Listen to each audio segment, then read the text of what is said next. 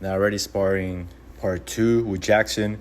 So, as you remember the last episode, I got caught into the triangle, so we switched places because we're focusing right now on the guard. Basically, trying to get to the top, sweep our partner, or get him in a dangerous situation. So, right now here, I'm addressing the hands as fast as I can, try to keep Jackson in front of me. Fighting the hands is the main thing that I'm trying to focus on here and keeping my feet in between us, because the moment that he passes my feet here is going to be very difficult. So he grabs my head to try to pin me down, and then he passes his shin across, bringing my knees together. And of course, that made it a bit easier for him to pass. I try to sweep him here so that way he loses his balance, and then we get into a leg entanglement, just leg attacks, and I keep my knee away from his knee, or make sure that my knee is almost out, so that way the legs is not as dangerous there. I'm not in much danger per se. In this moment, he take advantage and then passes to an angle, and then he passes the legs there. So the moment that we pass the guard, we switch roles, and then now it's my time to try my best to pass the guard, right? So we go again, try to keep myself with good posture. If I go either upright, I'm changing levels. I don't want to go like leaning forward, like nose over my toes. And he grabs my jacket there, so I'm trying to do that same part that I was mentioning. So I change levels and keep my posture up because he's trying to break it. Remember that? He's trying to make sure that my structure of my limbs, of my arms, are elbows separated from my body. That's the thing that is very annoying. So I want to create an angle to pass his feet, but I need to address the attack that Jackson's doing to me by breaking my posture and having such a good connection that is the jacket. So I redirected his legs right there. So now that threat is real, and then he blocks me instead of keeping my jacket. So if he keeps my jacket, he just pulls me into the guard. So he addressed it right away. He blocks me, and he's using his hands to block my head specifically. He's making that space and I'm changing the angles of his legs so that way I can be able to start to pass. But him blocking my head is very annoying.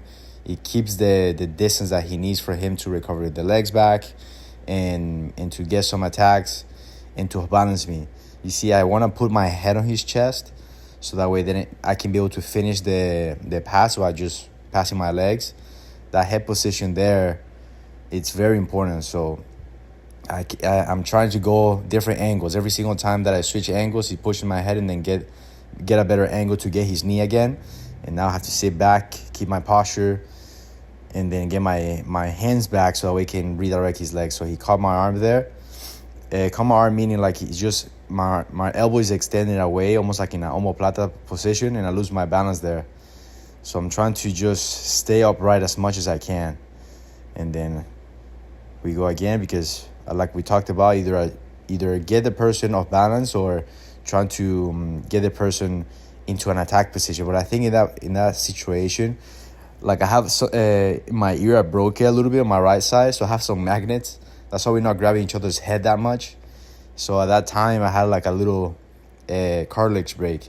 So we stop a little bit, I put it back, and then we go again. I think that's what happened in that moment. So I just put it back, and then we go again. So from here, start standing again, shake hands. Like I said, I'm trying to keep my posture.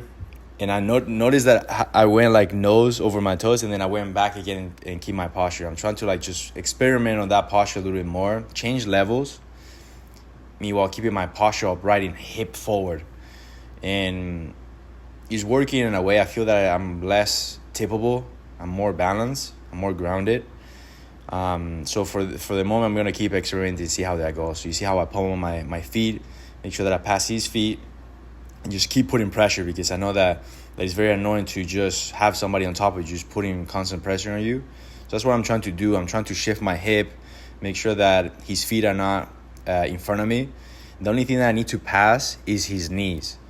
The moment that I address his knees, of course, his hand is still pushing my head away. So that's another situation that is happening. It's hard to see at the moment. But meanwhile that's happening, I don't mind just staying there and just be heavy. I'm trying to control his belt, so that way it's a little bit harder for Jackson to move, changing angles. But then he get my elbow and starts to attack it again, so that way he can be able to balance me. Notice that I switch angles, making sure that it was hard for him to push me. And then from here again, like put my head down. And then my hands are, he attacked the loop choke. So I tried to go back and then basically go back to get to defend the loop choke and then put pressure again. At the last time, I noticed that because he's putting his hand on my neck, I'm trying to pressure forward. And at the end, we were talking, and I'll share this in the video because we just like sat down and discussed a little bit. I was asking Jackson, like, hey, the hand on your throat was something that was bothering you because you were doing it to me, but I have gravity and weight on my favor. So is that something that is a bit realistic for me to do? So we're just talking and discussing that part there. So meanwhile, I'm here, I can rest here. And then if I put my hand on the neck, it's something that is bothersome for you enough, more threatening than your hand on my neck from the bottom. So we're just discussing that a little bit because it is something that is very annoying. And me being on top, putting my hand there, maybe my elbow's going to be a little bit exposed, but it's more dangerous than having his hand posting up and going directly to my neck. So we're just discussing that detail there. And if you guys are passing the guard, keeping that pressure forward is very important. And making sure that if you put the hand out, make sure that you keep your elbow tight or your knee close by, so that way they don't go underhooks and stuff like that. You keep your balance, of course. So with that, we had that discussion, making sure that we go and move a little bit more and having that bottom position, be more mobile and more dynamic. That's the last comment that we were making there. It was a great role. I learned a lot. So we keep that conversation going. Try the new things that you can see here in the video and keep experimenting. That's the only way that you will learn.